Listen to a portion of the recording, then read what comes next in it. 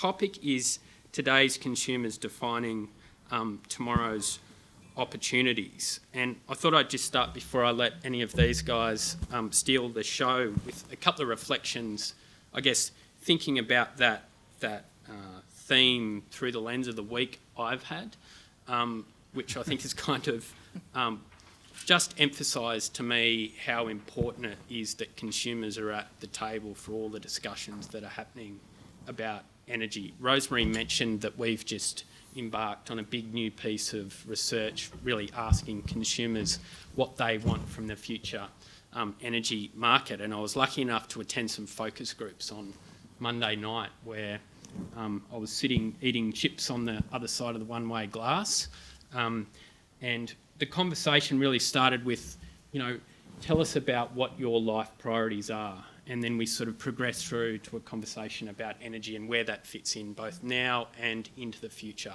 And what is absolutely extraordinary is just how deeply people think and feel about energy and issues around affordability, choice and control.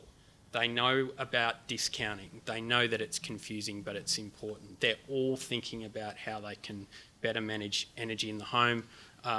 One person was talking about unplugging her microwave because she was worried about the standby power that might be using, but was quite upfront with the other members of the group that she wasn't even sure whether that would make a difference. We then progressed through the conversation to actually put some stimulus in front of people about what the future energy sector system might actually look like.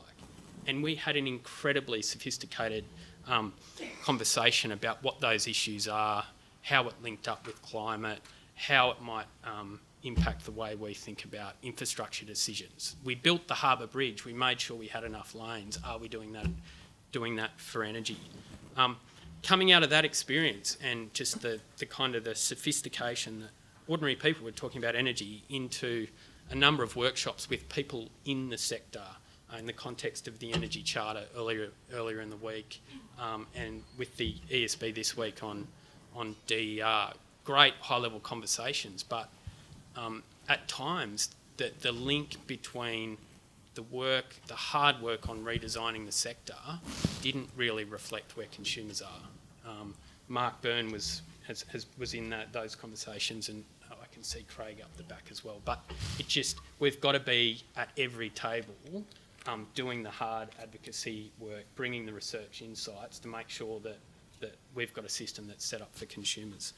And that's what our 6 panellists are doing. They're a great showcase of the very best of the work that we are fortunate enough to support through the grants program.